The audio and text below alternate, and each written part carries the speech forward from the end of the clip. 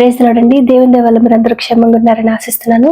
ఇప్పటివరకు మనం మత్తయి సువార్త 24వ అధ్యాయము 36వ వచనం వరకు చదువుకున్నాం కదండి. ఇవాళ మిగిలిన కొన్ని వచనాలు చదువుకునే ముందు ఒక చిన్న ప్రేయర్ చేసుకుందామండి. మహాపరిశుద్ధుడైన యేసయ్య, నీకు వందనాలు తండ్రి. యేసయ్య, నేను ఇంతవరకు మమ్మల్ని సజీవ లెక్కలు పెట్టితే యేసయ్య, నీ గురించి మాట్లాడుకునే అవకాశం ఇచ్చినందుకు నీకు వందనాలు తండ్రి.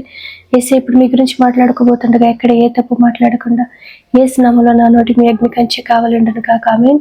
యేసు నామములో మా అందరికీ నీ వాక్యాన్ని అర్థం చేసుకునే కృప కలుగును గాక. ఆమేన్. యేసు నామములో అడుగుచున్నాం తండ్రి. ఆమేన్. ఇప్పటివరకు మనం తెలుసుకున్నాం కదండి, యేసయ్య ఆయన యొక్క రెండవ రాకడ గురించి, ఆ సమయంలో మనకి ఎదురయ్యే పరిస్థితుల గురించి వివరిస్తూ చెప్తున్నారు కదండి. ఇంకా యేసయ్య ఏమంటున్నారో మనం చూద్దామండి. మత్తయి సువార్త 24వ అధ్యాయము 37వ వచనము. నోవహు దినములు ఎలాగుండెనో మనుష్య కుమారుని రాకడయు అలాగే ఉండును. జలప్రళయమునకు ముందటి దినములలో నోవహు ఓడలోనికి వెళ్ళిన దినము వరకు వారు తినుచు త్రాగుచు పెండ్లి చేసుకొనుచు పెండ్లికిచ్చుచు నుండి జలప్రళయము వచ్చి అందరినీ కొట్టుకొని పోవు వరకు ఎరుగకపోయిరి. అలాగుననే మనుష్య కుమారుని రాకడా ఉండును.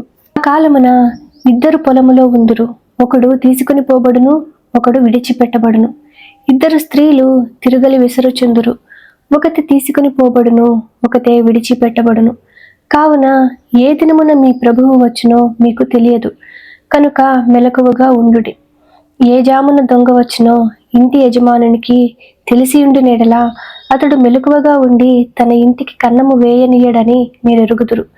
మీరు అనుకునని గడియలో మనుష్య కుమారుడు వచ్చును, కనుకనే మీరును సిద్ధముగా ఉండుడి. జలప్రళయం వచ్చిన సమయంలో అప్పటి ప్రజలు ఏ విధంగా ఉన్నారో మనకి బైబిల్లో మెన్షన్ చేసి ఉంది కదండి. ఆ సమయంలో వారందరూ దేవుని గురించి, పరలోకం గురించి, నరకం గురించి ఆలోచించడం మానేసి తమ యొక్క శరీరాన్ని ఆనందపరిచే విషయాల్లో మాత్రమే నిమగ్నమై ఉన్నారు కదండి. జలప్రళయం వచ్చి వారందరినీ నాశనం చేసింది, కానీ నోవహు యొక్క కుటుంబాన్ని నాశనం చేయలేకపోయింది కదండి. ఎందుకంటే నోవహు యొక్క కుటుంబము సిద్ధపడి ఉంది కదండి. ఆ విధంగా యేసు యొక్క రెండవ రాకడ కోసము మనల్ని మనం సిద్ధపరచుకుని ఇతరులను కూడా సిద్ధపరిచే కృప యేసు నామములో మనందరికీ కలుగునుగా. ఆమేన్. యేసు నామములో మనందరికీ సమాధానం కలుగునుగా. ఆమేన్. ఇప్పటివరకు మనం చదువుకున్నాము మత్తయి సువార్త 24వ అధ్యాయము 37వ వచనం నుంచి 44వ వచనం వరకు. వాక్యాన్ని అర్థం చేసుకునే కృప యేసు నామములో మనందరికీ కలుగునుగా. ఆమేన్. Praise the lord.